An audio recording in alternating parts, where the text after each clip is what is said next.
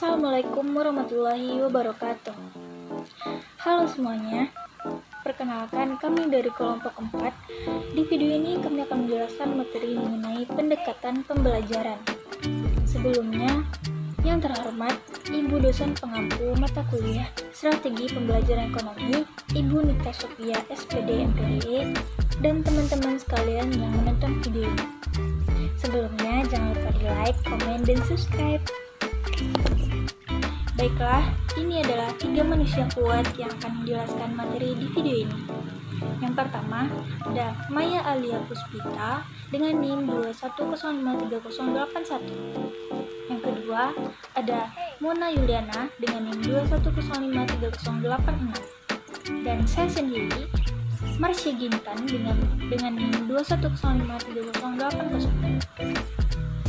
Baiklah, kita akan membahas 6 poin penting yang terkandung di dalam materi pendekatan pembelajaran. Yang pertama, ada pendekatan ekspositor.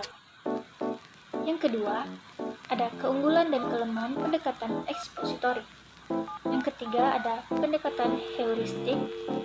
Yang keempat, ada klasifikasi pendekatan heuristik. Yang kelima, ada pendekatan kontekstual. Dan yang terakhir ada pendekatan kecerdasan. Baiklah, kita masuk kepada poin pertama, yaitu pendekatan ekspositori. Apa sih itu pendekatan ekspositori?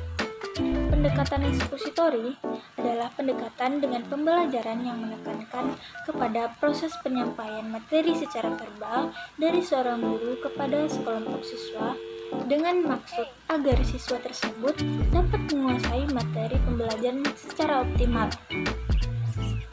Di sini, guru akan memberikan keterangan terlebih dahulu definisi, prinsip, dan konsep materi pelajaran serta memberikan contoh-contoh latihan pemecahan masalah dalam bentuk ceramah, demonstrasi, tanya jawab, dan juga penugasan. Baik, kita masuk ke poin selanjutnya, yaitu keunggulan dan kelemahan dari pendekatan ekspositori. Yang pertama, keunggulan dari pendekatan ekspositori. 1. Siswa dapat mendengar suatu materi pelajaran dan juga dapat melihat atau mengobservasi. Keunggulan yang kedua yaitu guru mudah menerangkan pelajaran dengan baik serta dapat dengan mudah menyatu dengan kelas. Keunggulan yang ketiga yaitu sangat efektif bila materi pelajaran cukup luas sementara waktu terbatas. Dan yang terakhir yaitu dapat diikuti oleh siswa dengan jumlah yang sangat besar. Selanjutnya, kelemahan dari pendekatan ekspositori. Yang pertama, ada keberhasilan pendekatan ekspositori sangat tergantung pada pengetahuan yang dimiliki oleh guru. Yang kedua, hanya dapat dilakukan terhadap siswa yang memiliki kemampuan mendengar dan menyimak secara baik. Kelemahan yang ketiga adalah gaya pendekatan satu arah mengakibatkan pengetahuan siswa menjadi terbatas. Kelemahan yang keempat, siswa menjadi pasif. Kelemahan yang kelima, sulit mengembangkan kemampuan siswa dalam bersosialisasi atau bisa juga disebut dengan introvert ya teman-teman. Dan kelemahan yang terakhir yaitu keberhasilan pendekatan bergantung dari pengetahuan yang dimiliki oleh guru. Baiklah, selanjutnya saya Maya Alia Puspita dengan NIM 210538081. Saya akan menjelaskan mengenai pendekatan heuristik. Yang pertama yaitu pengertian dari pendekatan heuristik. Pendekatan heuristik merupakan pendekatan yang merancang pembelajaran dari berbagai aspek, dari pembentukan sistem instruksional mengarah pada pengaktifan peserta didik, mencari dan menemukan sendiri fakta, prinsip, dan konsep yang mereka butuhkan. Kemudian ada jenis-jenis pendekatan heuristik. Jenis yang pertama yaitu pendekatan inquiry. Merupakan pendekatan guru membebaskan siswa untuk menentukan objek belajarnya. Adapun kekuatan dan kelemahan dari pendekatan ini, kekuatan yang pertama yaitu pendekatan inquiry yang menekankan kepada pengembangan aspek kognitif, efektif, dan psikomotorik secara seimbang dan sehingga pembelajaran ini dianggap bermakna. Kemudian ada kekuatan yang kedua yaitu memberikan ruang siswa untuk belajar sesuai dengan pembelajaran mereka. Kemudian yang ketiga yaitu merupakan strategi yang dianggap sesuai dengan perkembangan psikologi belajar modern yang menganggap belajar adalah proses perubahan tingkah laku berkat adanya pengalaman. Kemudian kekuatan yang keempat yaitu pendekatan inquiry dapat melayani kebutuhan siswa yang memiliki kemampuan di atas rata-rata. Adapun kelemahan dari pendekatan inquiry yaitu yang pertama sulit mengenal kegiatan dan keberhasilan siswa. Kemudian yang kedua, sulit merencanakan pembelajaran karena terbentuk dengan kebiasaan siswa dalam mengajar. Kemudian ada kelemahan yang ketiga yaitu kesulitan dalam mengimplementasikan hasil pembelajaran.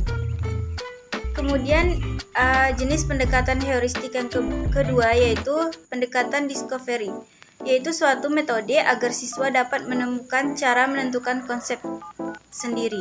Adapun kelemahan dan kekuatan dari metode ini yaitu keunggulan dari pendekatan discovery yang pertama, mata pelajaran dapat diajarkan secara efektif dalam bentuk intelektual yang sesuai dengan tingkat perkembangan anak. Kemudian keunggulan yang kedua yaitu hasil belajar lebih mengakar, mudah dan cepat ditransfer dalam kehidupan sehari-hari dan berdaya guna untuk meningkatkan kemampuan peserta didik dalam nalar dengan baik.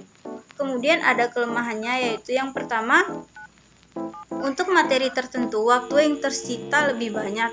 Kemudian tidak semua siswa dapat mengikuti pelajaran dengan cara ini. Kemudian ada kelemahan yang ketiga yaitu tidak semua topik pelajaran cocok dengan metode ini.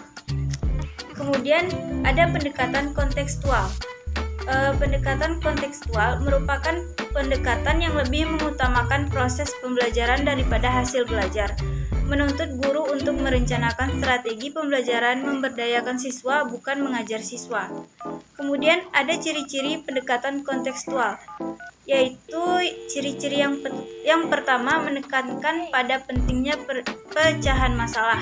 Kemudian ciri yang kedua yaitu kegiatan belajar dilakukan dalam berbagai konteks. Kemudian ciri yang ketiga yaitu mendorong siswa untuk belajar dengan temannya dalam kelompok atau secara mandiri. Yang keempat yaitu menggunakan penilaian otentik. Kemudian ciri yang terakhir yang kelima yaitu pelajaran menekankan pada konteks kehidupan siswa yang berbeda-beda. Baik, selanjutnya saya Mona Yuliana dengan NIM 2105386 akan menjelaskan tentang pendekatan kecerdasan. Pendekatan kecerdasan merupakan suatu pendekatan di mana seorang guru harus mengetahui tingkat kecerdasan peserta didik agar dapat membantu peserta didik jika mengalami kesulitan dalam belajar. Baiklah, selanjutnya jenis-jenis kecerdasan. 1. Kecerdasan linguistik. Kecerdasan dalam mengolah kata. Orang yang cerdas dalam bidang ini dapat berargumentasi, meyakinkan orang lain, menghibur atau mengajar dengan efektif lewat kata-katanya. Kedua, kecerdasan logis matematis. Kecerdasan dalam hal angka dan memiliki logika. Kemampuan yang dimiliki oleh orang yang cerdas dalam bidang ini mencakup kemampuan penalaran, mengurutkan dan berpikir dalam tentang sebab dan akibat. Yang ketiga, kecerdasan spasial. Orang dengan kecerdasan ini hampir selalu mempunyai kepekaan yang tajam terhadap detail visual dan dapat menggambarkan sesuatu dengan begitu hidup, melukis atau membaut sketsa. Keempat, kecerdasan musikal. Kemampuan untuk menyerap, menghargai dan menciptakan irama dan melodi. Kecerdasan naturalis. Kemampuan dan kepekaan terhadap alam sekitar. Seseorang yang memiliki kecerdasan ini sangat menyukai binatang dan tanaman. Yang keenam, kecerdasan kinestetik jasmani. Kecerdasan fisik. Kecerdasan mencakup bakat dalam tubuh dan mengendalikan gerak tubuh dan keterampilan dalam menangani benda. Orang dengan kecerdasan ini memiliki keterampilan menjahit, bertukang atau merakit model. Yang ketujuh, kecerdasan antar pribadi. Kemampuan untuk memahami dan bekerja sama dengan orang lain. Orang yang memiliki kecerdasan ini berkemampuan untuk menyerap dan tanggap terhadap suasana hati, perangai, dan hasrat orang lain. Yang kedelapan adalah kecerdasan interpribadi. Orang yang memiliki kecerdasan ini dapat dengan mudah mengakses perasaan sendiri, membedakan emosi, dan menggunakan pemahaman sendiri untuk membimbing hidupnya.